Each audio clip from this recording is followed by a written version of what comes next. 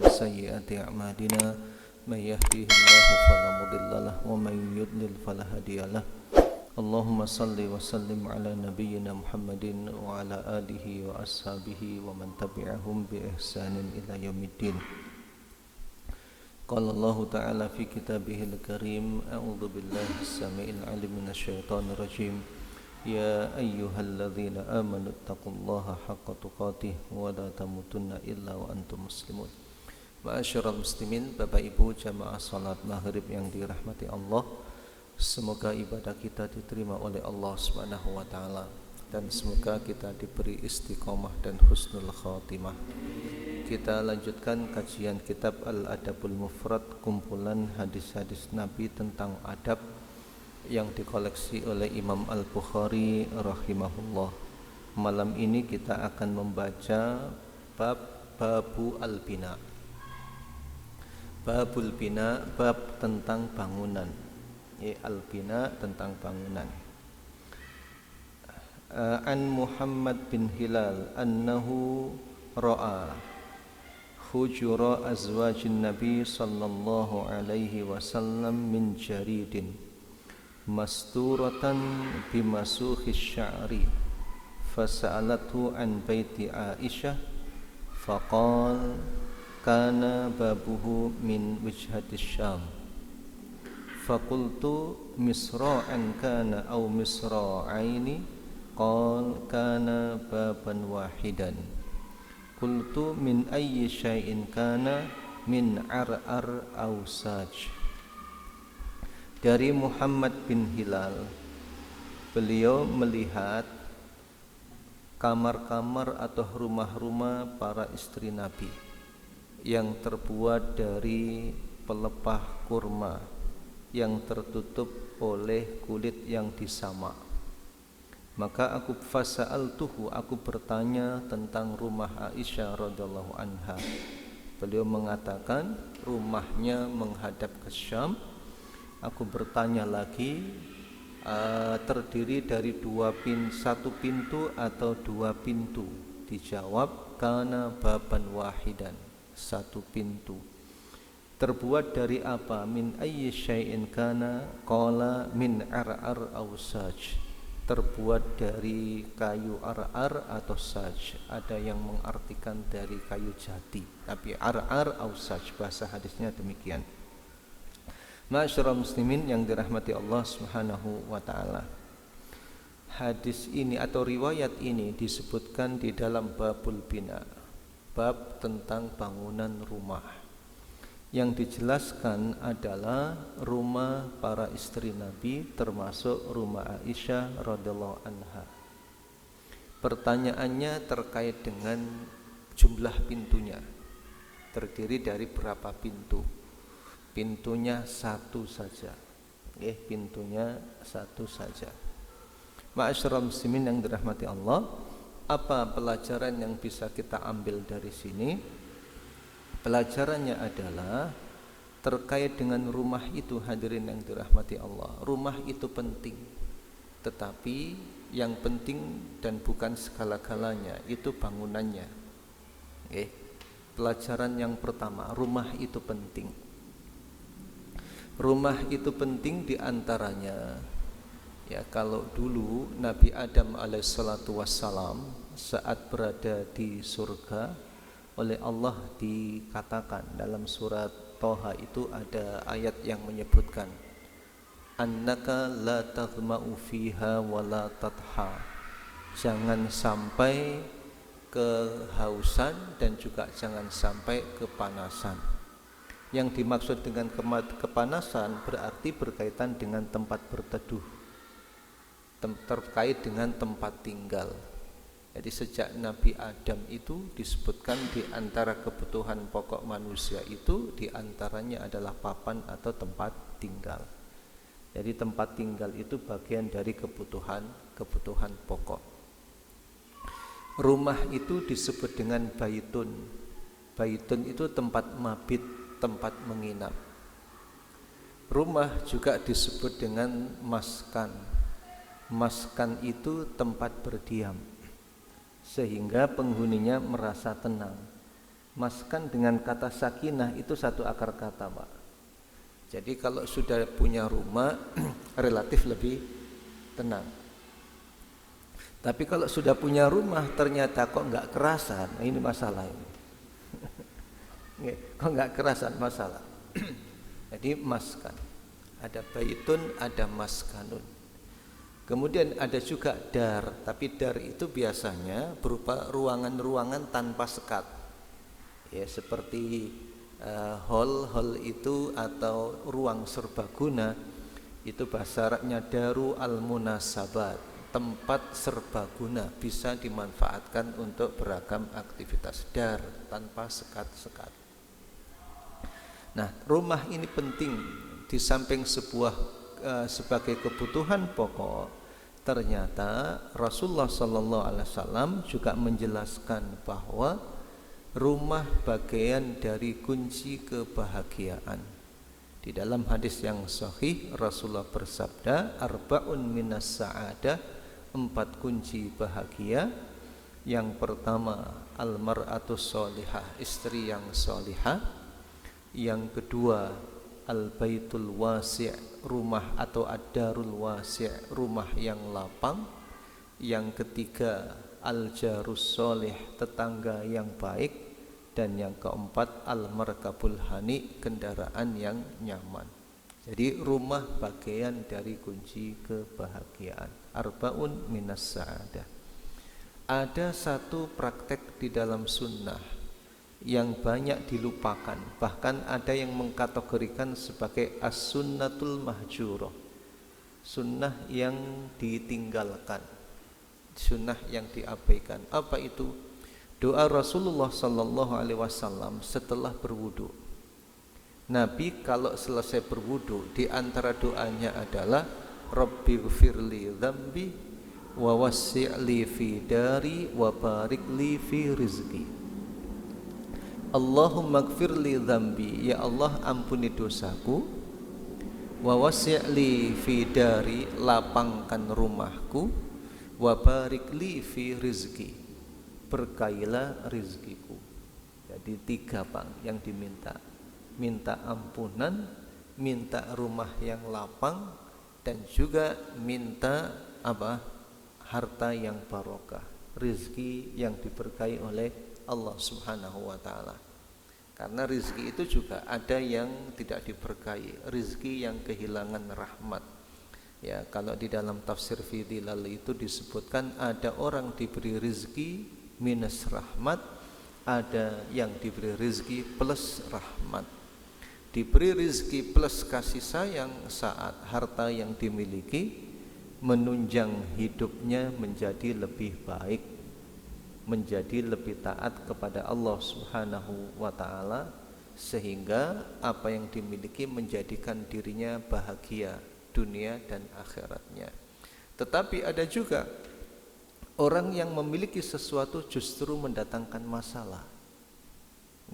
Punya rumah bikin masalah, punya keluarga tambah masalah, punya kendaraan juga demikian. Nah, ini yang dirahmati Allah, perlu melakukan introspeksi diri. Khawatirnya rumah yang dianugerahkan oleh Allah kepadanya dicabut rahmat dan kasih sayang Allah subhanahu wa ta'ala. Maka penting tadi doa yang dicontohkan oleh Nabi, Rabbighfirli dzambi wa wasi'li fi dari wa barikli fi rizki. Ya Allah, ampuni dosaku, lapangkan rumahku, dan berkahi rizkiku. Artinya rumah sebagai kebutuhan pokok, rumah sebagai sumber bahagia. Boleh memiliki rumah, tidak dilarang, bahkan diperintahkan untuk punya rumah itu, seperti yang diperintahkan kepada Nabi Adam agar tidak kepanasan.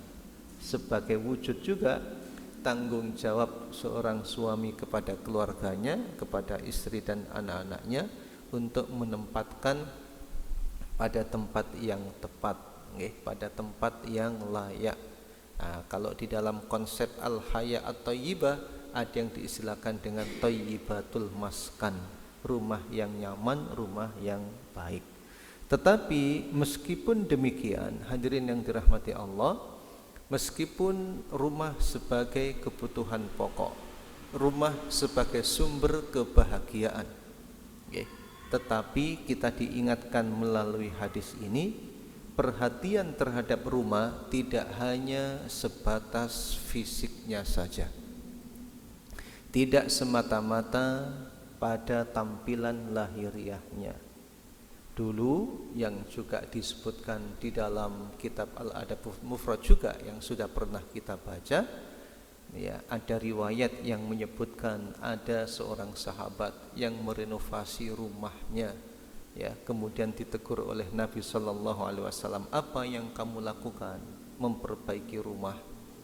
Kata Nabi bahwa kematian itu lebih cepat atau kematian itu lebih layak untuk disiapkan daripada sibuk mengurusi hal-hal yang sifatnya fisik.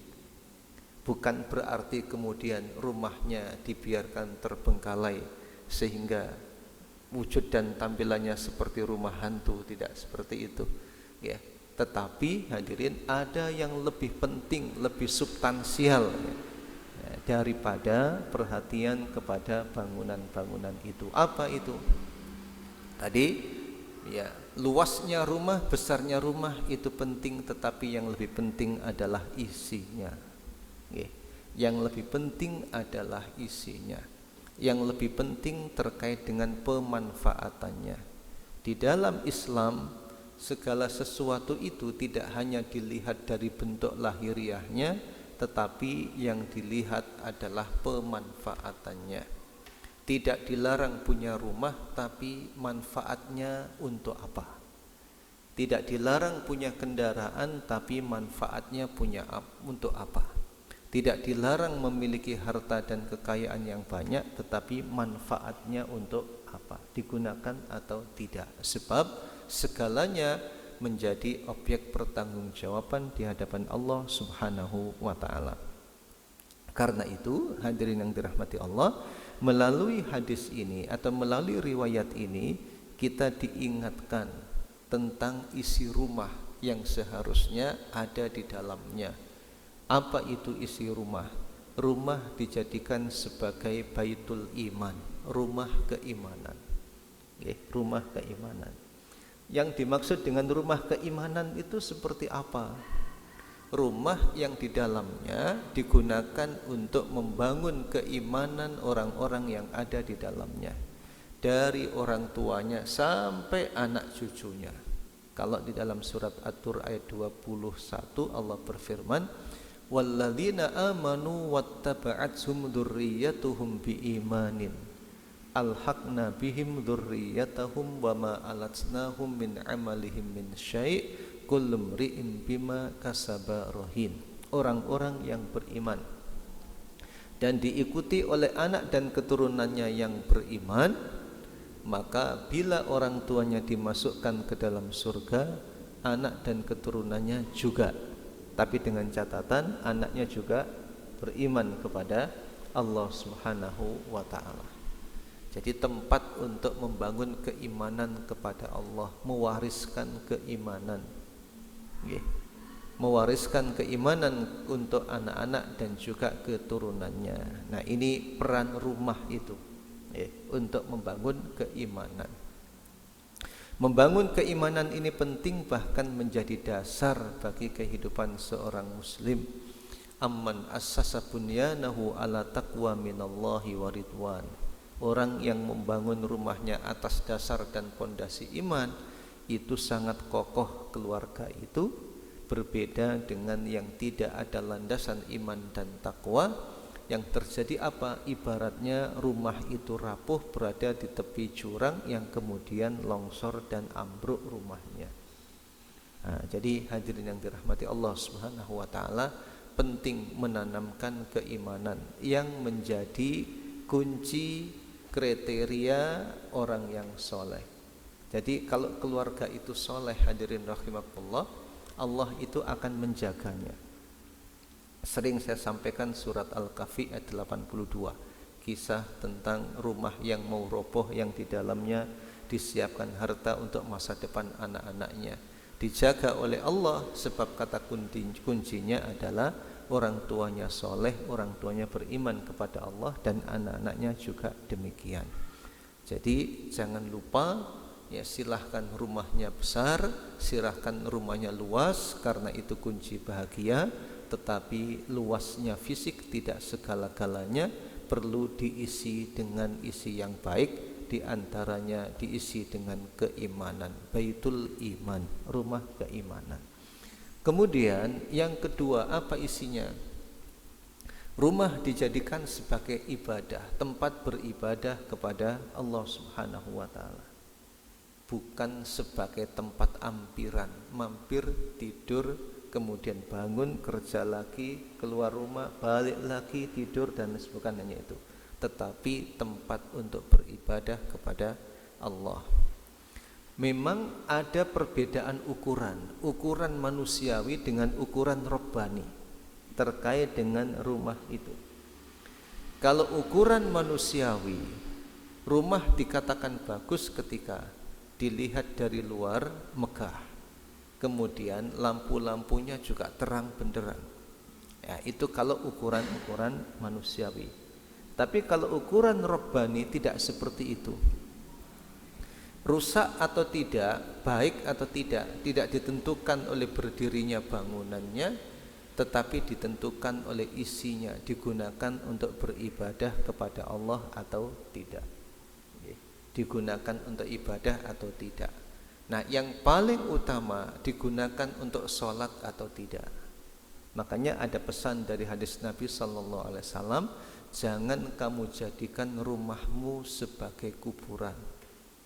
Jangan dijadikan sebagai kuburan. Apa itu? Ketika tidak pernah digunakan untuk sholat. Nah, rumah itu tempatnya sholat sunnah. Rumah itu tempatnya sholat sunnah. Dianjurkan sholat sunnah ditunaikan di rumah. Nah, bila panjenengan misalnya sudah berhitung di masjid ini jarak antara azan dan iqamah sekitar 10 menit, ada juga yang 15 menit. Perjalanan dari rumah ke sini sekitar 3 menit. Oh, berarti ada waktu sekian menit. Salat sunnah qobliyah di rumah. Nah, itu salat sunnah qobliyah. Walaupun boleh salat sunnah qobliyah di masjid atau tahiyatul masjid juga. Ba'diyah begitu juga, boleh salat ba'diyah di masjid, tidak salah, tidak keliru. Tetapi lebih baik kalau sholat sunnahnya ditunaikan di rumah. Kalau misalnya ibu-ibu tidak datang ke masjid, padahal ingin sholat berjamaah bersama suaminya, suaminya tetap sholat berjamaah di masjid. Setelah sholat pulang ke rumah jadi imam untuk istrinya di rumah. Ya. Bagi suaminya statusnya nanti sunnah. Boleh seperti itu. Ya, jadi Bapak Ibu yang dirahmati Allah Subhanahu wa taala, rumah dijadikan sebagai tempat beribadah kepada Allah Subhanahu wa taala. Jangan dijadikan sebagai kuburan. Kemudian juga Rasulullah itu mengingatkan, rumah yang tidak pernah dibacakan ayat-ayat Al-Qur'anul Karim kal baitil kharib, seperti rumah yang rusak. Seperti rumah yang rusak. Jadi rusaknya itu tidak ditentukan oleh fisiknya. Kalau menurut kriteria Nabi dikatakan rusak kalau tidak pernah dibacakan ayat-ayat Al-Qur'anul Karim.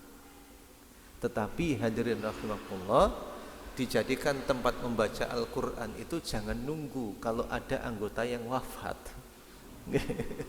Jangan nunggu kalau ada anggota yang meninggal baru dijadikan tempat membaca Al-Qur'anul Karim. Dulu pernah saya ceritakan kisah ini, saya ulang-ulang kisah ini. Seorang ulama, seorang dai di Mesir bercerita, dulu kami waktu masih kecil di desa kami itu antara maghrib sampai isya terdengar suara-suara seperti dengungan lebah. Bukan suara lebah, tetapi bacaan Al-Qur'an dari rumah-rumah itu antara maghrib sampai isya. Sekarang suara-suara itu tidak ada lagi. Yang terjadi apa? Kalau dari sebuah rumah terdengar bacaan Al-Qur'an, maka pertanyaannya adalah siapa yang meninggal? Jadi Al-Quran jadi kitab kematian, bukan kitab kehidupan. Kitabul mamat lah kitabul hayat. Bapak Ibu yang dirahmati Allah Subhanahu wa taala. Jadi rumah ya, perhatian kita kepada isinya diantaranya adalah digunakan untuk membaca ayat-ayat Allah Subhanahu wa taala. Kemudian berikutnya, ya, kita tidak fokus pada bentuk fisiknya, tetapi isinya. Isi berikutnya adalah baitul ilmi, rumah ilmu, rumah untuk belajar. Rumah untuk belajar. Belajar itu hadirin tidak berhenti meskipun Bapak Ibu sudah selesai kuliahnya, bahkan sudah sepuh usianya. Menuntut ilmu itu sampai akhir hayat. Bila ilmu itu didapat melalui membaca, maka baca. Bila ilmu itu didapat dari Al-Quran, silahkan. Boleh jadi selama ini kita sudah menuntut ilmu, tapi ternyata cara kita di dalam menuntut ilmu itu tidak sampai pada tujuan yang dikehendaki oleh Allah di balik ilmu yang kita pelajari. Nah, saatnya sekarang tidak menambah informasi terkait dengan pengetahuan-pengetahuan yang berhubungan hal-hal yang material, tetapi coba apa sih tujuan saya menuntut ilmu itu. Dulu saya sudah belajar ilmu tentang astronomi, dulu pernah belajar ilmu tentang tumbuh-tumbuhan, ilmu biologi, tapi kira-kira dulu yang saya pelajari itu mengantarkan saya kepada makosidnya atau tidak, kepada maksud dan tujuan dari ilmu tersebut apa atau tidak. Kalau bagi ayat dalam Al-Quran, ketika Allah memperlihatkan ayat-ayat kauniyah atau ciptaannya kepada hamba-hambanya, sanurihim ayatina fil afaqi wa fi anfusihim hatta yatabayyana lahum annahul haq. Tujuannya apa? Tujuannya adalah saat kita melihat alam semesta yang diciptakan oleh Allah, kesimpulannya begini, annahul haq, bahwa annahul haq, hu ini kembali kemana? Kalau di dalam tafsir Ibnu Katsir disebutkan annahul haq, maknanya adalah annal islama huwal haq, Islam itu benar. Jadi yang dipelajari ayat-ayat kauniyah, tapi kesimpulannya apa? Islam itu benar. Begitu yang dimaksud. Makna yang kedua, annal qur'ana huwal haq, Quran itu benar. Jadi yang dipelajari itu sains, tapi hasilnya apa? Hasilnya peserta didik itu meyakini bahwa Al-Quran itu benar.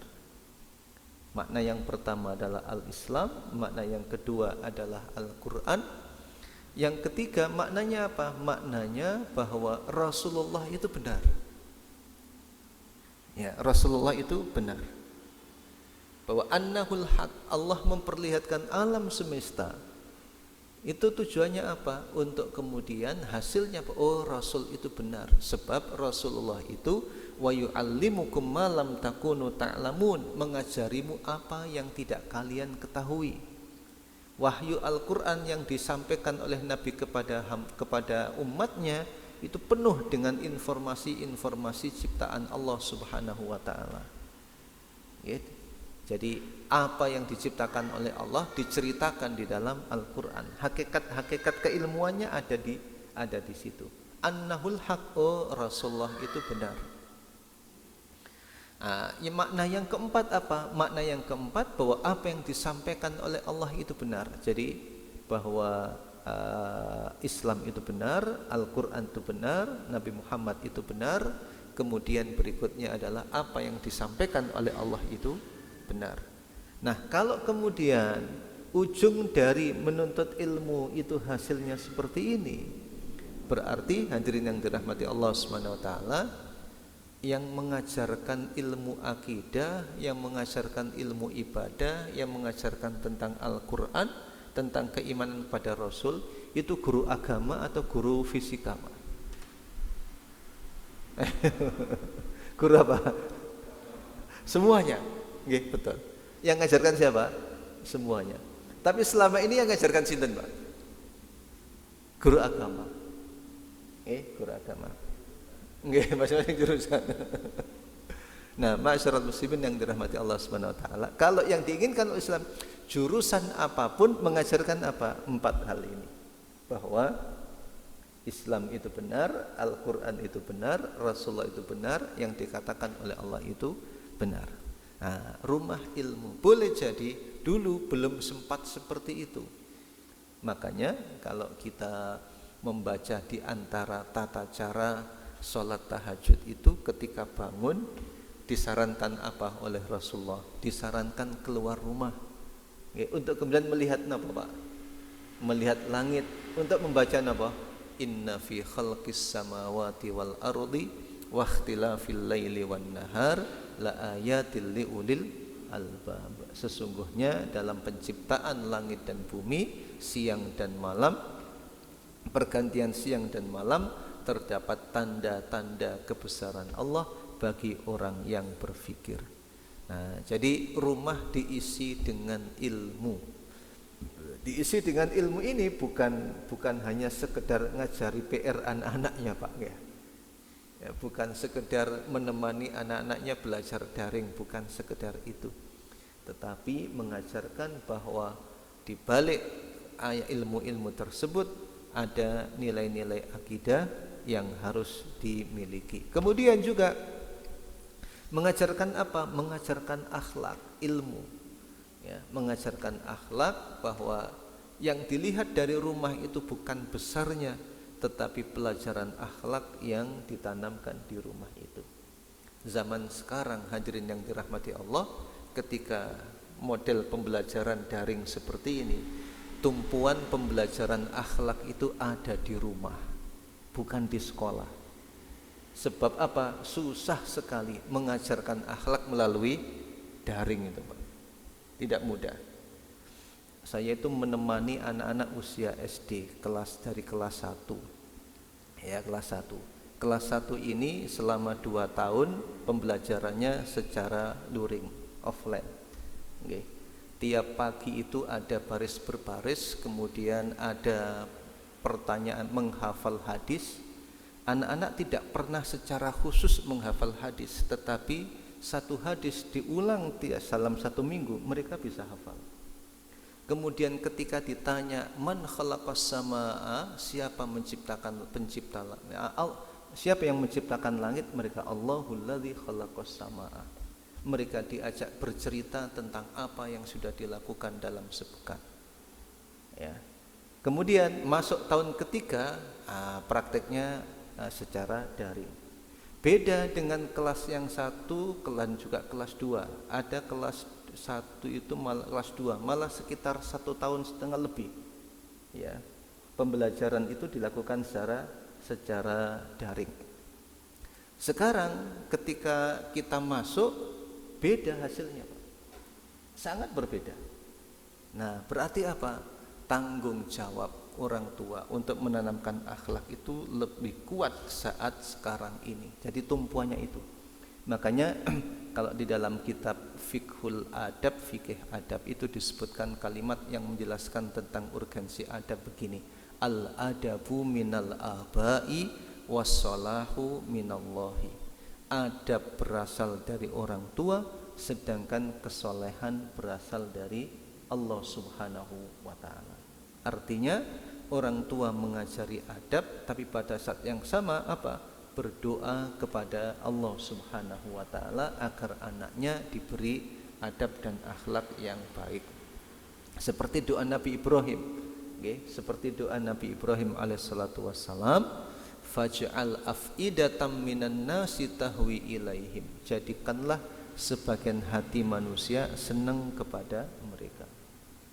Jadi rumah isinya apa? Agar tidak fokus pada tampilan lahiriahnya, tapi diisi dengan adab dan akhlak. Nah, begitu juga hadirin yang dirahmati Allah Subhanahu wa taala, rumah tempat apa? Rumah tempat baitud dakwah, rumah untuk berdakwah, rumah untuk aktivitas-aktivitas sosial. Rumah untuk kegiatan-kegiatan sosial. Karena bagaimanapun juga keluarga bagian penting dari masyarakat. Ya, nuwatul mujtama. Rumah itu sebagai bibit dari masyarakat. Nah, Bapak Ibu yang dirahmati Allah Subhanahu wa taala, hadis ini mengingatkan kepada kita tentang rumah itu penting, tetapi yang lebih penting adalah isinya. Kalau kemudian kita tarik lebih luas lagi, bila dibandingkan antara aspek lahiriah dengan aspek batiniyah, antara yang nampak dari luar dan yang tidak nampak, maka dalam ajaran Islam itu yang dipentingkan adalah aspek batiniyah, meskipun kesempurnaan keduanya dituntut. Ya, seorang dai mengatakan begini, al-aqidatu asasul amali wa amalul qalbi afdalu min amalil jarihati wa tahsilul kamali fi kilaihima matlubun syara'an. Bahwa akidah merupakan pondasi amal. Amalan hati lebih utama dibanding dengan amalan fisik, meskipun kesempurnaan keduanya, kesempurnaan hati dan kesempurnaan fisik, dituntut oleh Allah Subhanahu wa taala. Ma'asyiral muslimin yang dirahmati Allah, ini hadis yang pertama tentang yang ada di dalam babu al-bina. Sebelum saya lanjutkan, monggo bila ada yang didiskusikan.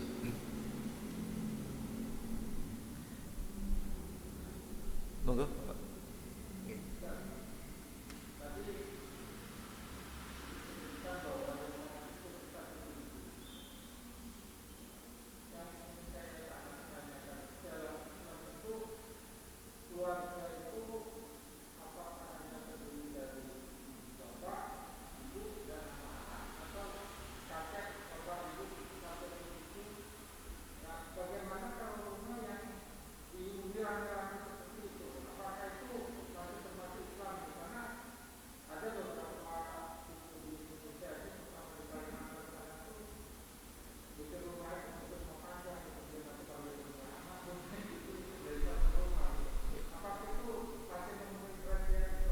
Okay. Baik, kriteria rumah yang islami itu seperti apa? Yang paling utama adalah dilihat dari fungsinya. Kemudian yang kedua, ini sifatnya turunan, Pak. Turunan itu terkait dengan fisiknya. Kalau yang disampaikan oleh Nabi Shallallahu Alaihi Wasallam, rumah itu paling tidak ada kamar untuk orang tuanya. Yang dikedepankan adalah privasinya. Okay. Kamar untuk orang tuanya. Berikutnya adalah kamar untuk anaknya. Dan ini ada penjelasan lagi. Bila anaknya laki-laki dan perempuan, minimal dipisah ranjangnya. Kalau bisa dipisah kamarnya. Oke, dipisah kamarnya.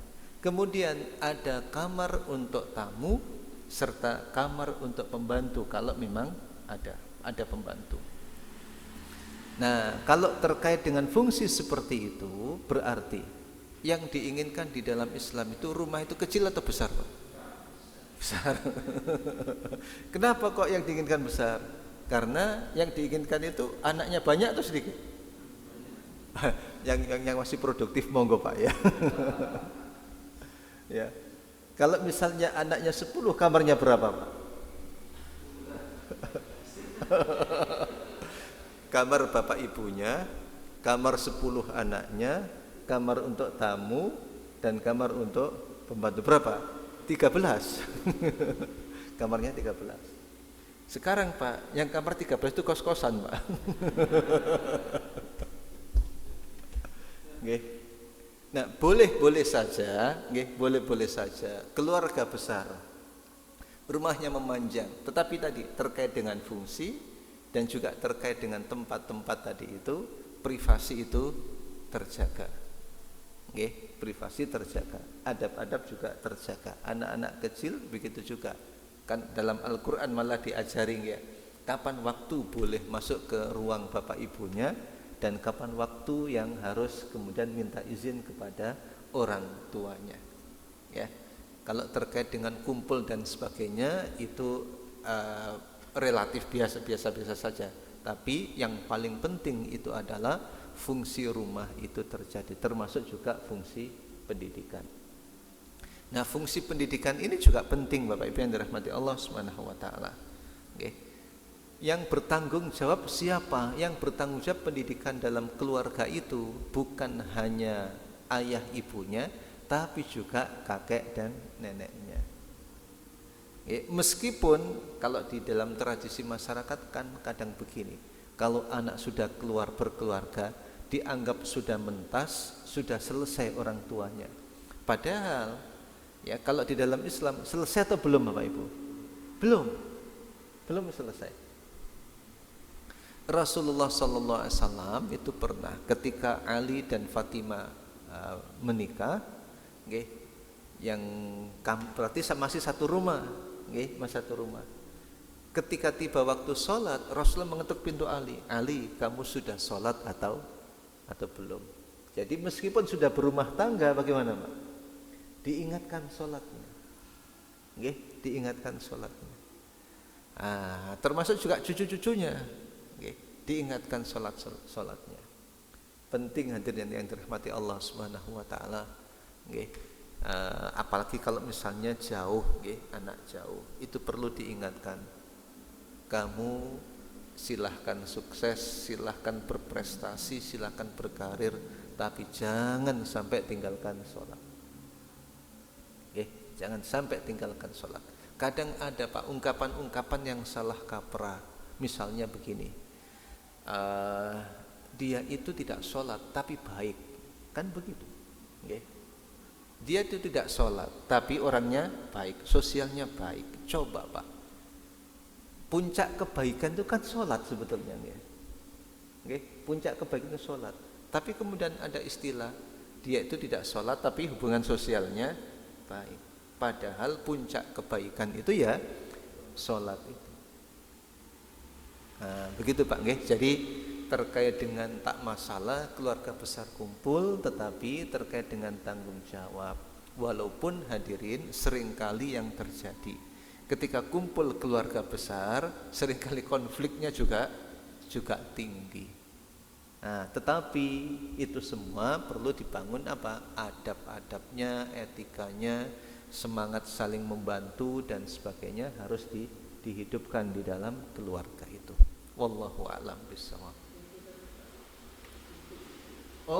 Untuk pintu. Sebetulnya untuk pintu itu kalau dikaitkan dengan bahasan ini hadirin yang dirahmati Allah, terkait dengan kesederhanaan di dalam rumah. Walaupun punya ini bukan berarti kemudian berarti apakah dilarang punya rumah yang punya sekian pintu? Tidak juga. Hadis ini tidak terkait dengan larangan hal itu. Tetapi pesan moralnya adalah jangan hanya perhatian pada aspek fisik dari rumah itu. Yang penting itu adalah isinya. Satu pintu Pak, satu pintu, tetapi kemudian kadang privasi tidak terjaga, ya masalah juga. Bermasalah juga. Ya, jadi hadirin yang dirahmati Allah Subhanahu wa taala, ini terkait dengan pesan moralnya apa? Jangan terlalu perhatian pada aspek fisik, tapi kemudian mengabaikan isi yang seharusnya ada di dalam rumah itu. Jadi yang rumahnya saat ini sudah ada 2 pintu 3 pintu, nggak usah ditutup yang pintu kedua dan pintu ketiganya, tetap saja nggak apa-apa. Wallahu a'lam bishawab. Monggo hadirin dirahmati Allah, kalau misalnya masih ada. Kalau tidak ada, ini hadis Nabi berikutnya masih di dalam babul bina. An Abi Hurairah radhiyallahu anhu qala Rasulullah sallallahu alaihi wasallam la taqumus sa'atu hatta yabni an-nasu buyutan yarshunaha wasyal marahili. Qala Ibrahim yakni athiyab al-mukhattatah. Dari Abu Hurairah radhiyallahu anhu beliau berkata, Rasulullah bersabda, kiamat tidak terjadi hingga masyarakat membangun rumah-rumah. Mereka menghiasi rumah-rumah itu seperti hiasan-hiasan marohil. Apakah hiasan marohil itu? Ibrahim mengatakan seperti athiyabul mukhattatah, baju bergaris-garis. Maksudnya apa? Maksudnya hadirin, kalau sekarang kan sudah orang berlomba-lomba membangun gedung dan membangun rumah. Bahkan kalau di Arab dan juga lain sebagainya itu tinggi-tinggi. Nah, ini sebagai isyarat kalau kiamat sudah dekat. Meskipun demikian kita tidak tahu kapan terjadi, tapi tanda-tandanya sudah ada. Kapan terjadinya? Wallahu a'lam bissawab. Sebab wallahu indahu ilmus sa'ah, hanya Allah yang tahu. Rasulullah pernah ditanya sahabat tentang kapan kiamat itu terjadi. Oleh Nabi dijawab, tentang kapan terjadinya tidak penting, yang penting adalah apa yang kamu siapkan dalam menghadapinya. Jadi hadirin yang dirahmati Allah, kalau sekarang banyak orang yang membahas dan mengkaji tentang ilmu tentang hari kiamat, dan itu ilmu yang penting juga, tetapi yang lebih penting adalah apa yang harus disiapkan. Demikian, wallahu a'lam bissawab. Allahumma 'allimna ma yanfa'una wanfa'na bima 'allamtana wa zidna ilma. Allahumma yassir lana umurana wa aslihna waghfir lana. Allahumma kfina bihalalika an haramik wa aghnina bifadlika amman siwak. Allahumma ighfir lana dhunubana wa wasi' lana fi darina wa barik lana fima razaqtana wa qina adzabannar. Rabbana atina fid dunya hasanah wa fil akhirati hasanah wa qina adzabannar. Walhamdulillahi rabbil alamin. Subhanakallahumma bihamdik asyhadu an la ilaha illa anta astaghfiruka wa atubu ilaik. Wassalamualaikum warahmatullahi wabarakatuh.